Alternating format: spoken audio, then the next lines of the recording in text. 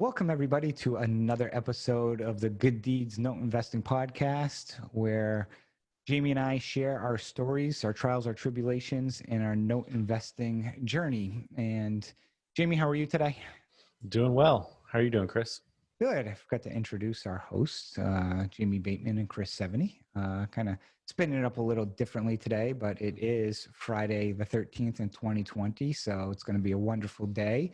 I'm visualizing borrowers, mailing in, it's Friday, getting their paychecks and just sending them all through, and right. ones that I haven't heard from in years. I don't know if that's very 2020, but I'll take it. It could be. You never really know what's going on true. in 2020. That is true. But well, thank again, everyone, for listening. Today, we're going to have an interesting episode. It's going to kind of be, I think, a therapy session with Jamie here. Is we joked. Our main topic is going to be, we're going to talk about leaving your full-time job. And as many of you know, I really don't have an interest in leaving my full-time job. I really like it. And people always wonder how I get everything done, which eventually I'll do a webinar for people, kind of explain my systems and so forth at some point in time. But today we're just going to talk about, that process and kind of where Jamie needs to be, where I need to be, and, others, kind of just hear what we've got to say. But before we get into that, let's start out with our typical topic of our latest trials and tribulations. So Jamie, all yours. So I had a couple other things I was going to mention, but now I'm going to talk about this note I bid on last night. I'm curious to see where it goes. It might not go anywhere. I may have sent it over to Chris to take a peek, but I bid on playing pitch with my buddies, by the way, when you sent that to me. So I'll full disclosure, I looked at it, but I didn't do a deep dive. No. Well, you were pretty quick with your response. So I bid on a note late last night, and it's a pretty expensive note, and in Georgia. And it was part of a tape that you could cherry pick off of. And I'm curious to see. So there's a non-QM note. So the borrower had been approved based on, I guess, 12 months of business records. So he's got a pretty high credit score, and I haven't seen his business records, but I imagine the income was there or at least to satisfy this note. So from the information I had, the borrower looked pretty highly qualified, and there's a lot of equity in this property, or a good amount, I should say. UPB's probably over, it was 156 something. And I'm just curious to see how this plays out. It might not go anywhere at all, but just from doing some quick research, I found out that he just passed away. So he'd made. How'd you find that? Just curious, because Google. People ask, how do you find this stuff out? So I literally I initially put his name into Facebook and then didn't find him, and then put it into Google, and then legacy.com with his obituary came up with his exact, had his middle initial and everything, same city. Yeah. And, maybe the seller knows that, but I'm not sure. And, again, this came over in a tape. It's not this one-off that they're selling. And I think they're larger player. And so it's quite possible that, because he made 3 payments, looked like on-time payments, and then stopped. He just bought this house for $185 in that general ballpark in February. So, and then it just stopped. So on the surface, you're thinking, oh, COVID, or some, the pandemic and the shutdown caused a lot of people to be behind. But I'm wondering if they even know that he passed away. So Probably not. I'm hoping not. Yeah. And so I did put a bid in. It was actually due last night. So we'll see where it goes. But yeah, there's potential for a good return there. If I do get the bid, I need to find $100,000. Yeah. I laugh because I get this, and so I get a message last night at 10:49 p.m. You up still? And I'm sitting there laughing. I'm playing cards with my buddies, and I'm like, I was going to reply sarcastically. I'm like, it's only 10:50. It's still working hours.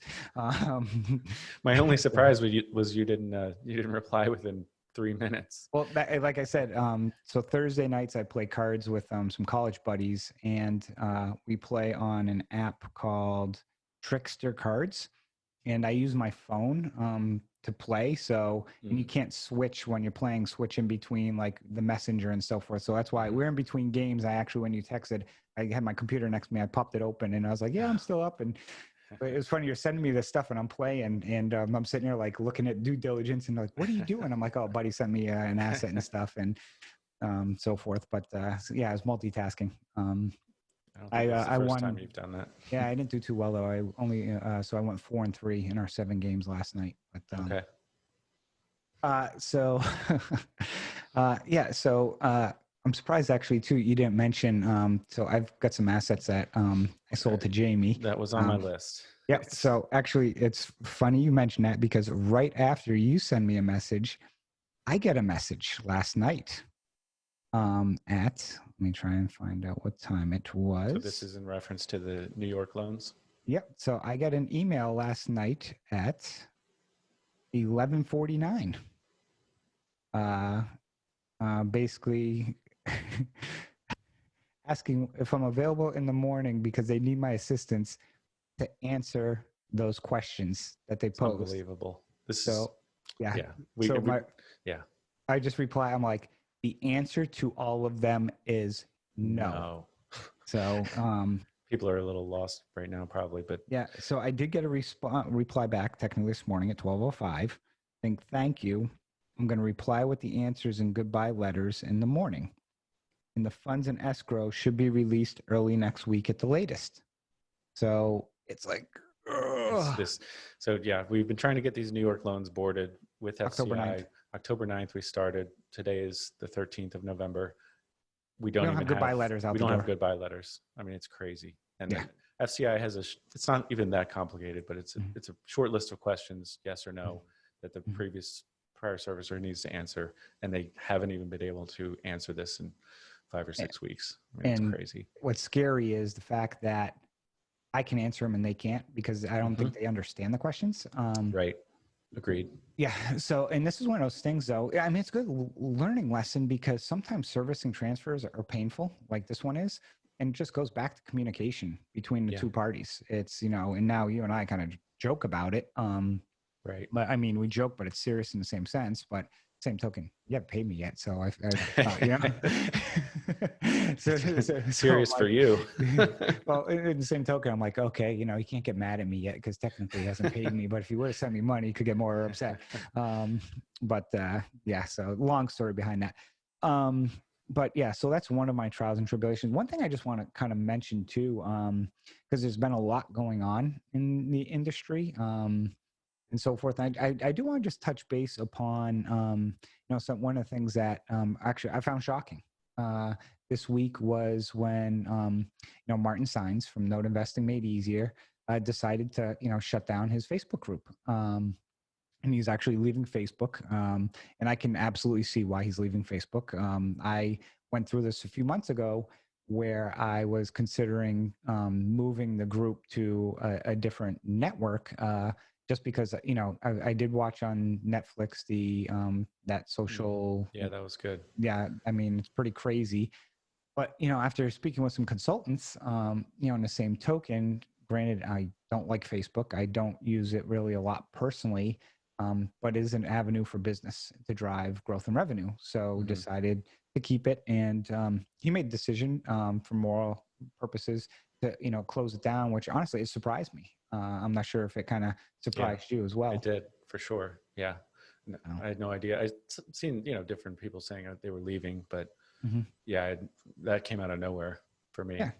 So, it's, he's moving his platforms, I think, over to LinkedIn and YouTube and so forth, which, eventually, I got to start doing more YouTube videos, but I've got some other things in the works, as Jamie. Me relaunching my website was kind of just phase one of my master plan to build my empire. From that perspective. And as part of that website, I did launch out some mentoring, which I'm working on with some people and stuff like that. But, it's just, the reason I wanted to bring this up as a trial and tribulation is, things change very quickly and rapidly in this world, in this business. And sometimes, you got to react, and, you just got to stay focused, I think, too, is the biggest thing I would tell people. You got to focus on, you yourself, what's best for you, and make these decisions, in kind of, the best interest of, everyone around you. So, but Yeah, I think if like you don't want to, you can't predict what's going to happen. This surprised both of us, but if you have your systems in place and your own goals and principles and priorities, then you can adjust quickly. So, okay, so let's roll into our main segment, which we're going to talk about, leaving your 9-to-5 job. And I kind of mentioned this, and Jamie was kind of like, ooh, like I almost got the sense from Jamie. He's like, I may just announce on this show that I'm leaving my 9-to-5 job. And that's what I'm going to be poking the bear this entire time, because well, I'll be honest with you, I'm not. Right. Well, we can still learn from that, though, as to why you're not. I do want to talk about, though, what would it take for me, and kind of where I'm at, and the reason why, because people are like, why aren't you? And, I'll tell you, my income from notes matches or exceeds my 9-to-5 income. So people are like, well, okay, then why wouldn't you? And I'll talk about that, but I want to talk about you first. So sit on the black couch, Right. close your eyes, and tell me how you're feeling. It's a free therapy session. Yeah, I mean, we'll see where things go. I know I did a Facebook poll on the topics that we might cover on the podcast, and I was actually surprised that this wasn't more of a popular one. But as far as us doing this today, I said to Chris, this could be dangerous. I may not go back next week to my real job. And also my wife, who really has no interest in joining us on the podcast, threatened to come on this one because just to make sure I didn't leave my job. Oh, okay. So Emily, where are you? Right. No. So my goal for 2021, just to tell you right now, one of them is to get her on the podcast. Yeah. And two, seeing you're not leaving your job, then 2021, my second goal will be, no, I'm kidding. I'm not going to force anybody. I'm not forcing, I just be clear. I'm not forcing anyone to do something that could affect their family, their kids, and so forth. We say this tongue in cheek. Right. So as far as, I'm not actually, quitting my job today, but I've been headed in that direction. I went part-time in 2015, so I won't only work 3 days a week. So it's may not. Flatter. Exactly. It's not maybe the exact same decision that somebody else would have. So every situation is different. One big hang up for me is health insurance. I work for the government. I get full-time benefits. Still working part-time. I obviously get paid less than a full-timer would. But it is nice to have that health insurance. So that is one big factor. I would just hearing that, I would almost tell you, you're nuts, honestly, to consider it. Because health insurance. So, and here's the reason why. So, one of the reasons I like my full-time job as well, besides I like what I do, but the access I have, working in commercial real estate, I'm part of, other groups and segments that most people may not, I was telling someone I was on a call with the other day with some extremely high net worth individuals, and we're talking, numbers that start with a B. And, just hearing kind of how they view the election and real estate, and, it's not only them, but they're hearing this from all their advisors who are probably like $1,000+ an hour. So kind of, I get all that information for basically free in some sense, but, health insurance, again, we are never going to, go into some political spectrum on this show, but, the average health insurance, from what I was hearing, premiums are going up anywhere between 10 and 30% next year. You got to remember, look at where our country is right now from what's going on, the crisis. We've got, 150,000 cases a day. It's going back up. It's going back up. And then there's going to be more hospital expenses and stuff. And the government, I think, is paying for that. But whatever the case may be, these insurance companies, it's going to get more expensive. Yeah, there's a cost. there's a cost to that. And if working for the government, and my wife works for a international organization, so they're actually self-insured. But, for people who, health insurance is like got to be one of your top priorities. So Yeah, for sure. And I mean, I think personally, I think it may be maybe a $20,000 per year, benefit, but that doesn't mean I can go out and just pay for that myself anyway. It doesn't mean I can keep the same insurance. So it's really more of probably a $40,000 a year benefit that I've got there. Yeah, and you got to recall too, you could probably get insurance for, 15, 20 grand, but it's not going to be anywhere near the program and policy you have right now. Exactly. So that is a factor. Yeah. My job is a little different than yours in that it's, everything's compartmentalized. On one hand, you're a spook, aren't you? So can't actually talk 100% about what I do, but work in skiff spaces. Yeah, apparently the government deems me as reliable and trustworthy. Mm-hmm. But I mean, as far as my individual job, not that everyone really needs to know too much about that, but it is nice that it is a separate thing. So once I leave there, I don't bring it home. So that is one thing I know people struggle with when especially during this year with COVID and working from home, is finding that line between, I'm not doing my real job, my W-2 right now, I'm doing notes. How do you compartmentalize that? Well, I don't have an issue with that at all, really. It's, once I'm not able to work on my note business while I am at work, but once I'm out of there, I don't have to work on my W-2. So that is a nice perk. Really, at the end of the day, I'm hoping to grow my note business to the point where it's not even a conversation, or, whether it's just notes or real estate, or, I don't want to limit it, but I want to grow my side hustle into, business where it's not even, we don't even need to have the discussion about whether I should stay or not.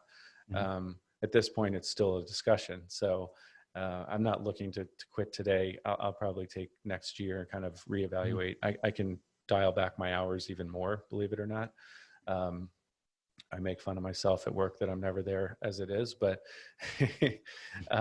so, if it were just me, I probably would have left already, but it's not just me. So there, it's my family. And I also think having a stable income has given me the confidence to go out and maybe take some risks in other parts of my life. So, the government is certainly one of the more stable. Working for the government is one of the more stable paychecks you can have. We'll see. Nothing's stable anymore. Yeah. Well, I was laughing because government and stability, when you think of from a job perspective, yes. Government being stable, we'll talk about. Yeah. Who knows what's stable these days? But the other thing I'll mention too is, and you didn't touch upon it, but I will because it impacts me. Where you live. Now you live, in Maryland, outside Washington D.C., where I live, and the cost of housing here is very high. A college graduate doing kind of if I graduate college today, I would probably be starting at a job somewhere around 80,000. So to give people an idea, and I say that because, you could be an investor in other parts of the country where, the cost of housing where we, invest in stuff is, you can get a nice 3-bedroom, 2-bath house for $100 grand. And that, 80,000 here might be 40,000 there. And, that's a big difference. And, and I've been in the corporate world for, 20 plus years. So I make, very good money.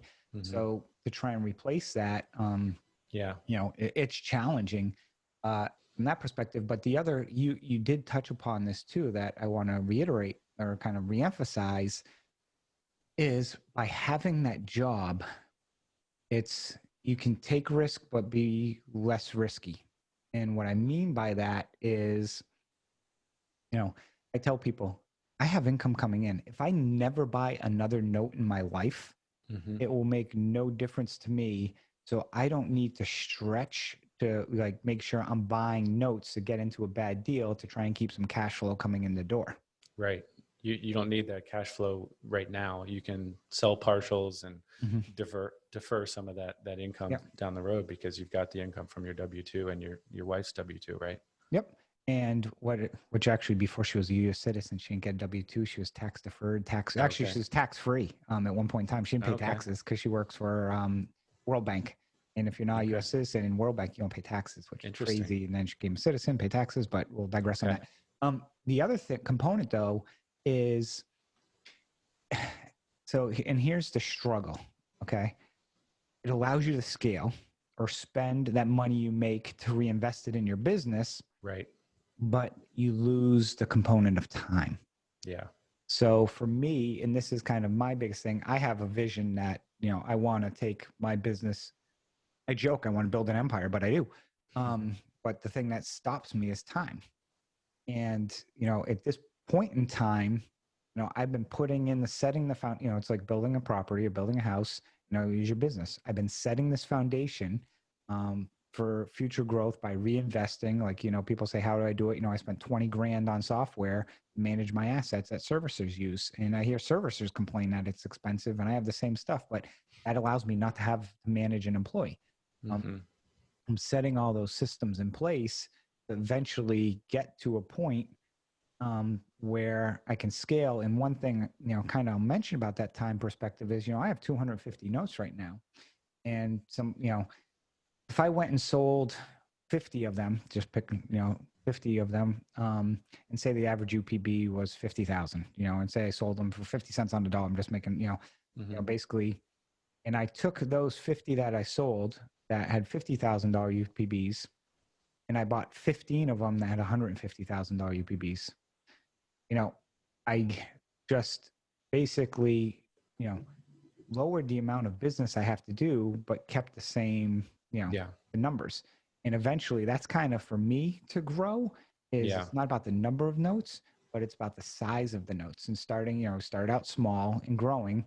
But, right now, if my 250 all of a sudden became 50, but each one had a $250,000 balance, then I'll be like, what am I going to do with myself in my free time? But it would then give me, that time to continue to work, and it takes that time factor, right, and moves it away. Yeah, I think a lot of real estate investors do the same thing, where they move. Essentially, what you're talking about is moving from more active to more passive, management. I don't think you'll ever be passive, you personally, but no. But yeah, I mean, I've heard that people like I remember Bob Malecki saying the same thing, where it takes just as much work for a $500,000 note or a $50,000 note. So, but yeah, you're probably going to end up getting lower returns. It might be a little bit safer, but it's less work, if you have the higher balance notes. Yeah. And, and go ahead. So the one thing I wanted to touch on is, like, you hear this on different podcasts. Like, well, I replaced my W-2 income with my real estate investment, or my note, my note business. And it's like, so then I quit my job. But I just, like, you can speak to this. I mean, it's not like you're only making money from, it's not like an overnight thing. So you're building up your business. So maybe you're making 100 grand at your real job, and you're making 100 grand with your notes. Well, you're doing that for 3 or 4 years. You're actually making, once you quit your W-2 job, you're going to lose some income. That's really what I'm getting to. Yeah. People act like, oh, well, my business, my side hustle replaced my W-2 income, so I can quit and have no loss in income. It's like, no, you just lost your W-2 income. It's like, it's not an overnight thing. So it's a process. And for me, it really, I think is going to boil down. I think really boils down to where you can add the most value, because I think, profit eventually follows that value add, if you will. So this is one thing. I mean, since it's a therapy session, it kind of comes down to your priorities and your philosophy. And it really is a mindset thing. And it's not necessarily, for me, about, people talk about, you gotta do what you love and follow your passion, and that's fine. But I really think you need to add value. And I think you're going to start, loving what you do when you're making more money, frankly, and you're adding, and you're going to do that by adding value to people and solving problems. And what I'm really getting to is, if my W-2 job, I'm finding that I'm just not adding as much value as I used to, down the road. And that it's getting in the way of me adding value to other, note investors or my own portfolio or borrowers and adding value there, then it may be time to really shift toward just full-time notes or full-time real estate. So that's how I look at it. And I've, constantly kind of mentioned this in previous podcasts. And, my philosophy is a little different. Well, first I want to jump back about, kind of those notes and scaling. It's similar to like buying single family homes and then buying a multifamily building. I mean, it's like, you're basically 16 doors. It's like, hey, now it's just under one versus 16 separate. Yeah. But, I've mentioned this, I've, my 10-year plan, I'm 45, and when I'm 55, hey, if I can double my salary for the next 10 years, then at 55, kind of do whatever I want. And I've kind of almost like made the earnings, almost like to 65. I made 20 years of earnings in 10 years. But the other component to that too is, you can relate to this. The note investor journey starts off with you buy a few notes with your own money, then you start doing JVs, and then you lose all your hair, and then you start doing funds and raising money. But for me, eventually I would just like to use my own money and just, basically not have to, not manage funds or do anything. So if in 10 years, I've got a sack of cash sitting there that I've got, continually reinvesting my note money, there's going to become a point in time where, hey, this income, between my partials and some of this other stuff is generating, 50, 30, whatever $1,000 per month. It's like, why am I going to go out and raise money? Why do I need that hassle? And maybe I still may have the drive for that.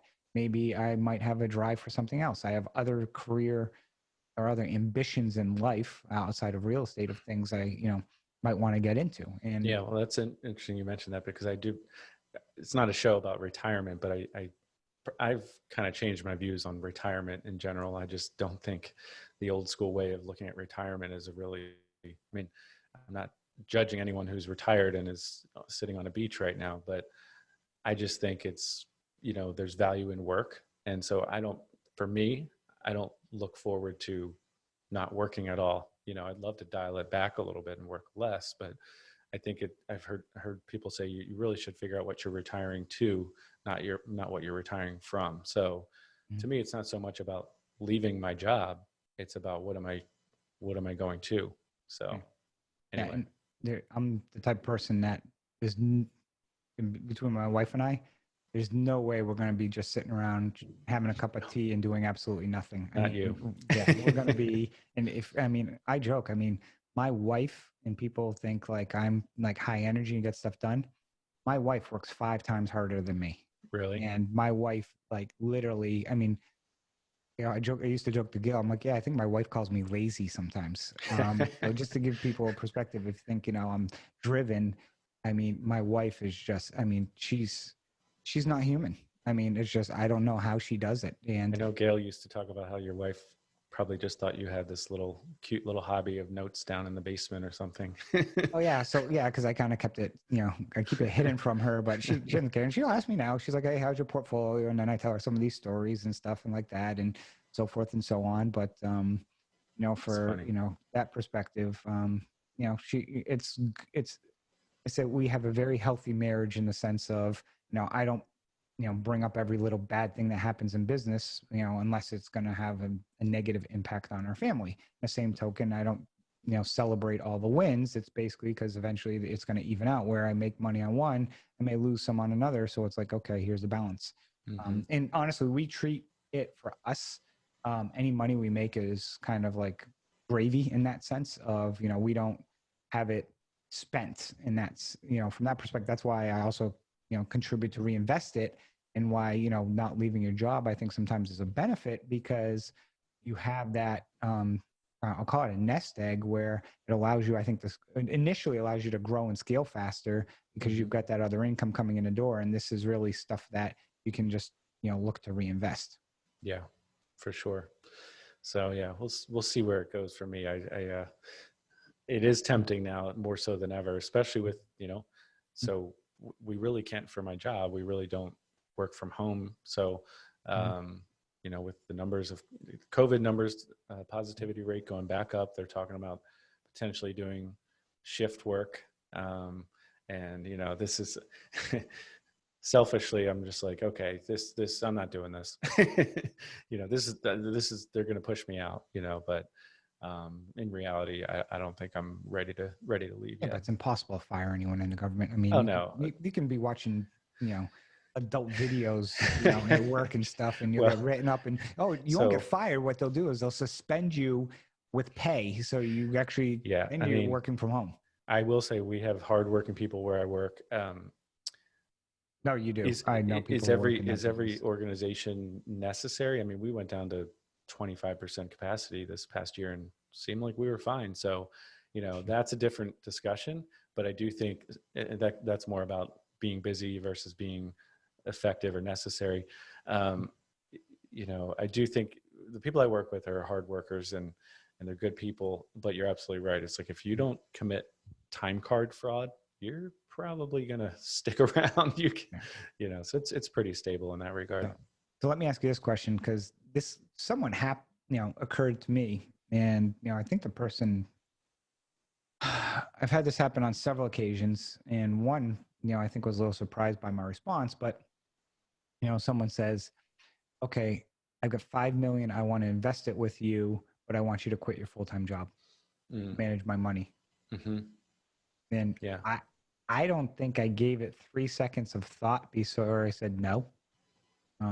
Because, for me, I personally, don't think that's enough in the sense of, for where I would need to be, would probably be double or triple that under assets under management, for me to, safely want to exit. But, right now, I probably have, I don't know, between three, I don't have numbers in front of me, between 3 and 5 million under cash, so my assets are probably, $10 million of assets, but, we paid probably, call it, 4 or 5 million under management. What I have right now, but if somebody, came to me and said like, oh, here's this, and didn't want me to step back too, didn't want me managing anybody else. It was specifically exclusive with them for both of these situations. And I was basically like, no. I'm just curious if somebody walked up to you and said, here you go, would it entice you? I mean, one of the things that really drives me is having my own business and starting to build my own team, and it's my thing. So, I mean, I'm certainly not opposed to partnering with people on deals or even a particular business or that kind of thing. But I really like having my own thing. I'm creating it, and not saying it's all about me, but you have that control and that direct influence. So that doesn't really appeal to me either. But I know that's for a separate episode. We definitely should do one on managing a fund. That was a pretty popular one on that Facebook poll that you could certainly speak to more than I can at this point. But that's my answer. That's not mine. So that's just another job. It's like, so that's not really what I'm looking for. Yep. No, I mean, it's, it's enticing because I'm like, oh, I could, and it's a one-stop shop and stuff, but yeah, it's also in the same token, like what's the managerial role and so forth of, how things shake out, from that perspective. I mean, I guess it could be beneficial for your own portfolio, your own business. It's like property managers, or probably even servicers, note servicers. Property managers will usually have their own little portfolio that they manage, of rentals, but they also manage, maybe 100 other properties for other people. So it could work together like that. But so we've talked about kind of, why we wouldn't. So kind of let's talk about some advice to give people who are going to make the leap, because there are people who are in a job that they don't like and they want to get out, and they may have gotten into notes and may have some income streams coming in the door and so forth. What would be some of the advice you would give people? I mean, I'd be careful not to make the leap too quickly. At the end of the day, you probably could go back and get your job back. I mean, it really depends on the industry you're in and that kind of thing. Um, I would say, health insurance, these things we've talked about, make sure they're lined up. Um, and it really is up to the individual person. It's so hard to say. Yeah, it's really, what are you trying to do long term, and then reverse engineer that. So where do you want your life to be in 10 years, and then dial that back to now? Yeah. Yeah. For me, I would tell people, if you're doing it or make sure you've got some reserves Yeah.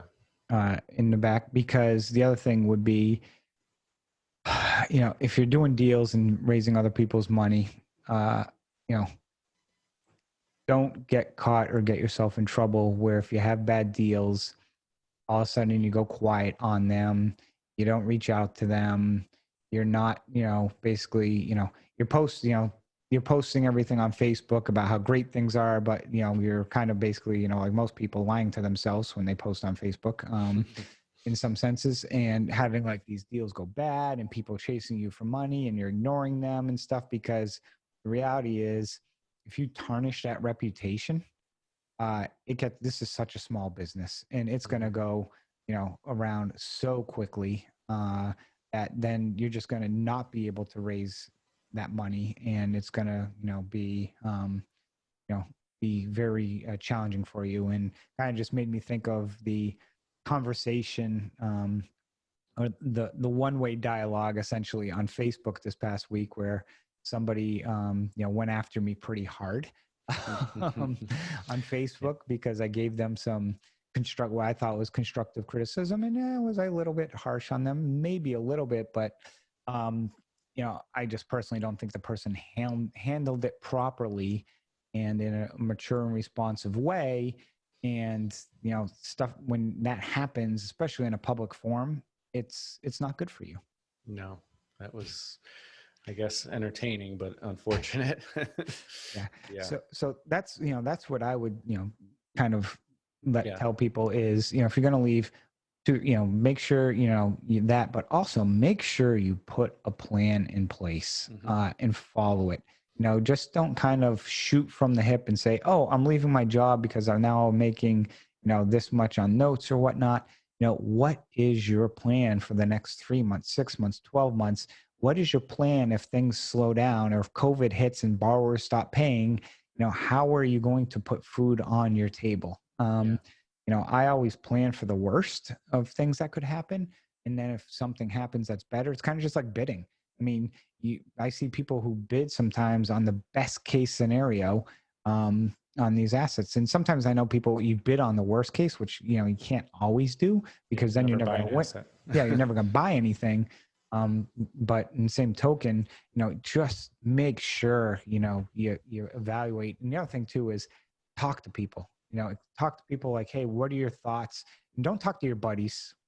Talk to people in the business. We'll or talk in to the people industry. who've done it, who are successful. Yeah, that is a good piece of advice. I think, we always go to our family or whoever, is closest, and, a lot of, like, in my extended family, we have a lot of teachers and educators and that kind of, not really a lot of entrepreneurs. So they might think that leaving my job and starting a business is risky. Well, one thing I wanted to say about that too is doing nothing can be risky as well. And that's, it really comes down to opportunity cost and what you could have done. If really you should have left your job and started this business, and think about all the people you could help and all the success you could have, but instead you didn't take that leap. So,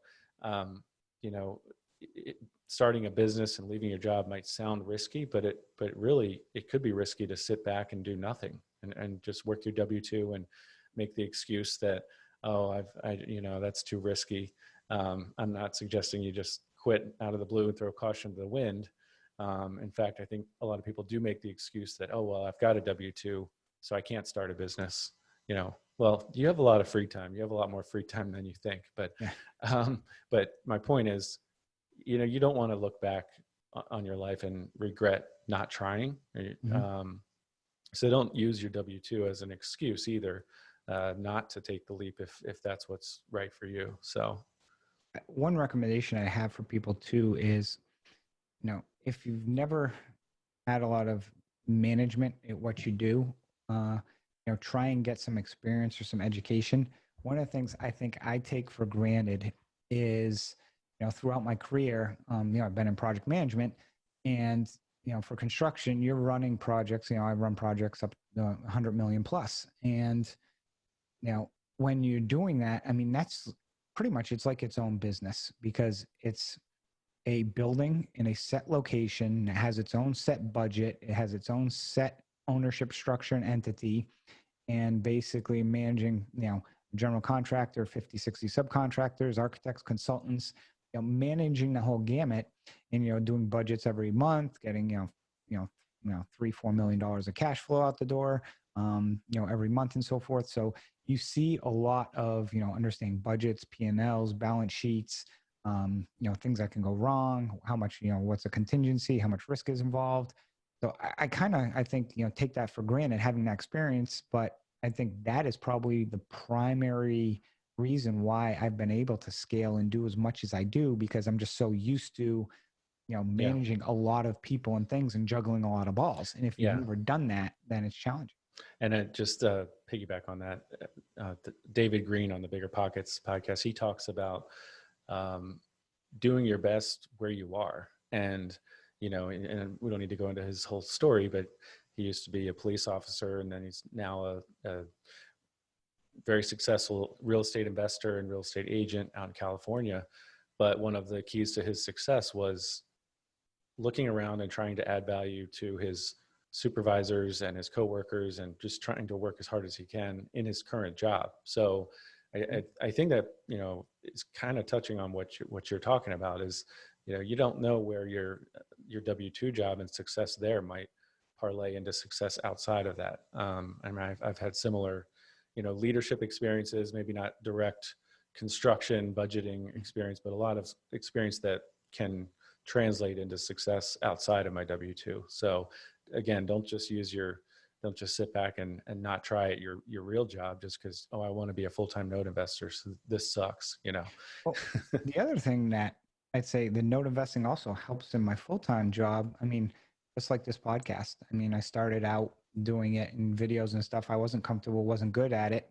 And now, if I'm at work and have to do a presentation, it's like most people, hate doing presentations. For me, it's just like, whatever, I mean, I remember doing a presentation down in at Fort Belvoir, and doing for a project we were chasing down there, and I was going to be the manager on it. And I just remember, and this was back in 2000, this was BRAC days. So what was that, 2009, 10 timeframe, maybe? Yeah. I had to give a presentation, and we're having the computer thing. We're having computer issues, doing a PowerPoint, and PowerPoint is somewhat still kind of new at that point in time. And you have the little button to flip on the on the white screen, that pull down screen and stuff. It wasn't like today on the TVs. And I remember we're having technical difficulty, and I'm just shaking, sweating, and so nervous, giving this presentation. And I still remember it was I've never, I don't think, been as scared in my life. I was shaking, oh my God. And I just look back at it from how much I've grown, because now, and again, you share these experiences just like you share experiences with borrowers who send you, or you get a letter from an attorney, and it's first time, you're oh my God. Now it's okay, throw it in a pile. But that also, get the life experiences and the management, and just, some of the marketing and networking and being able to communicate. I mean, your communication skills, I think, are significantly enhanced. So not only has my full-time job helped my note business, but my note business has also, I think, greatly enhanced my full-time job. Yeah, that's a good point. Yeah. The podcast is a separate set of skills. It's not I think a lot of note investors get into it maybe because they're more introverts, more analytical, like we've touched on before. I can hide in my office and be a note investor. Well, Yeah, this puts you out there a little bit. So Let's step back though and talk about that for a second. I mean, this is your, I don't know what, I don't know. 6th, 7th, 8th, 10th? So under 10, yeah. Yeah, under 10 episodes. And, do you feel like you've grown a lot since you started? I think the first few, I was definitely more tense and stiff. And yes, I mean, I do like to have a general plan of what we're going to talk about. That helps me relax and do this. Whereas, I think it was Wednesday this week. I said, Chris, what are we talking about? And you said it's not 7:45 a.m. on Friday. We record at 8. I'll let you know 15 minutes beforehand. Yeah. Well, I was laughing too because, like, this past week I've had a lot going on, and you sent an email. I'm like thinking, dude, it's only Wednesday. Like, I know you like to plan and stuff, and it's funny. I mean, I'll be honest. I mean, I am very structured and very planned, but Yeah. My schedule. I again go back to my work. I do critical path scheduling. Basically, I've got a million things that need to be done, and if this one doesn't get done right now, do all the blocks fall over? So if and I joke because Right. if like Wednesday night, if I don't reply to you on what our topic is, does it collapse? No. So it's kind of like that little matrix. If this happens, yes or no. So Right. it's like, okay, if Jamie doesn't get an answer, is he going to go spend the rest of the night crying in bed? No. Yes. Okay. If he does, then great, we get more entertainment. If he doesn't, no, I'll let him know tomorrow. All right. Well, I'm just going to plan out the next 6 months of podcasts for us, and I'll let you know. Yeah. Just tell me what to come prepared with. But anyway, no, to answer your question, I do think I've gotten more relaxed, and it's, yeah. I mean, well, not only just doing the show itself or doing the episode, thinking about, okay, just kind of taking a step back and looking at my own business. The podcast has enabled me to look at my business and almost from a third party perspective, because I'm going to have to come on here and talk about it. And, what have I been dealing with recently? What's my note and bolt? What's our main topic? That this isn't all just for the podcast. It's also helping my business, I think. So, speaking of note and bolts, it's pretty much that time of the episode. I know you got yours written down somewhere, and I'm sitting there thinking, okay, what's my note and bolt? What's my note and bolt? What's my note and bolt? Go ahead, sir. I have notes here. My note and bolt. Yeah. I'm ACB. Is that who it is? Yeah. There's my notes. Yeah, my note and bolt is about forbearance agreements, and here's my note and bolt. Nice. I just held up. I bought the easy button from Staples. That was easy. Nice. So we think of forbearance agreements as temporary, or at least I do, and a modification as permanent. Couple notes that I'm actually under contract to buy now. They have forbearance agreements in place that are for the life of the loan. So just throwing that out there for newer note investors. There's a million ways to structure a forbearance agreement. So on these 2 notes that I'm buying, they're performing loans with forbearance agreements in place. So a lot of times you'll see forbearance agreement with a trial payment plan before you do, a modification. So when I first came across these notes, I was a little bit confused because, what do you mean they're performing with a life of the loan forbearance agreement? Well, as soon as this thing goes non-performing, I can foreclose, and the forbearance agreement is out the window. And I have to confirm this, but I believe all the arrears that had been waived are back in play, because the forbearance agreement is null and void at that point. So in a sense, it gives the lender potentially a little more flexibility than doing a permanent modification, but it is also somewhat permanent. So just a little nuance on forbearance agreements. Yeah, if somebody fails on a forbearance agreement, it's kind of like bankruptcy. It's like it never existed. Mm-hmm. So everything kind of goes back in play. Yeah. From that perspective. My note and bolt is on something I found out yesterday, because I don't invest heavily in the state of Maine. But there were 2 assets in the same town on a tape I bid. Actually, were decent assets, probably fair market values 250 to 300. UPBs somewhere in the mid ones. Maine is an extremely long foreclosure state. So I had them under agreement for about 50 cents on the dollar. So kind of, with equity. But then the seller reached out to me and said, hey, I just want to let you know on these, these have the MERS issue. And I was like, okay, what's the MERS issue? Because, I, don't, like I said, invest heavily in Maine. And basically there was a lawsuit where the courts in Maine, essentially, and this is what they told me, I'm waiting for my attorney to come back, with the issue with the robo signings from a decade ago, the MERS assignments now, they're not accepting as an assignment. So you physically need to actually get an assignment from each lender that was part of it, not from MERS. So they're like, that's, problematic, especially on non-performing loans.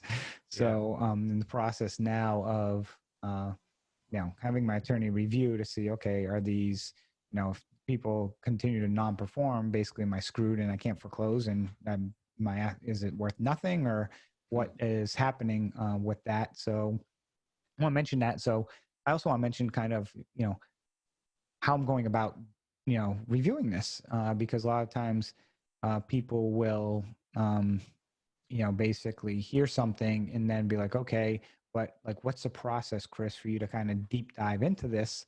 And for me, I do have an attorney up in that area who I've reached out to, but I've also reached out to a second attorney. And I'd like to get the opinions on something like this from two different attorneys, because, reason why, because sometimes some attorneys are overly conservative and some are a little more aggressive. Perfect example was about, I don't know, a year and a half ago, when everyone was going berserk about Maryland needing a debt collector's license. And I was sitting there kind of laughing behind the scenes at the time, basically be like, okay, everyone sell me your Maryland notes because I'm foreclosing left and right without a debt collector's license. And, basically they're never asking for it. And actually, did well with that. And I think on podcasts I mentioned that, or in the group I did, but people who don't listen or don't pay attention in the group, oh, shame on them. So that's my process. Is I took this information. Now I'm reaching out to several experts to try and get it. I've actually also reached out to a servicer to say, hey, what do you know about this issue? So picking on different people. My next is actually going to go talking with a title company as well, because sometimes people refinance and it's like, how do I know you're the actual lender, with this, or if it impacts? I don't see it impacting a refi. I can see it from a foreclosure, but just, you mean, can they get title insurance to, or? Yeah, well, exactly. Is it going to get, so, and then the question is, okay, if there is a risk, do you take it? What's involved? If the person's, wanted to stay, what would I do in the property? Well, first thing I do is be like, you know what? How about I knock $10,000 balance off your note if we sign this new document? There's ways, and that's when you're buying this stuff at a discount. There's ways that you can get people. Someone's been in that property 20 years. Do you really think they want out? No. So you got to basically entice them. But that's a really, really good point about multiple points of view too. I mean, we think about that with like doctors. Oh, I need to get a second opinion.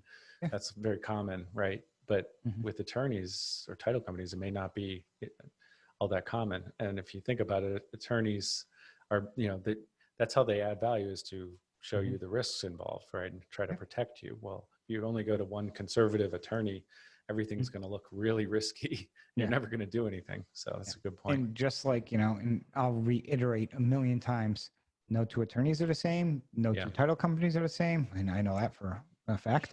No two services are the same. Each one has strengths and weaknesses. So. Well, so that's my note and bolt. Jamie, final thoughts as we wrap up our Friday the 13th episode. And we've still now officially hit 2+ years, as the first one's launched on, I think, November 12th of 2018. It's exciting. Yeah, I'm just happy to be a part of what you and Gail started on this, and I'm excited for the coming year for the growth of both of our businesses. Yep. And before we wrap up and tell people, just like us and leave us a comment on however you listen, and naming them all, I just want to talk about some of the guests we've got coming on. Coming up in the last week or two, we've kind of, added some some heavy hitters coming up. Who we got coming up, Jamie? Next week, we're interviewing Dave Van Horn with PPR. So that should be really interesting. He's a kind of a legend in the, not only the note space, but he's done pretty much everything you can do in real estate too. Yep. So we got Dave coming on. We've just booked Eddie Speed for early 2021. He's coming on.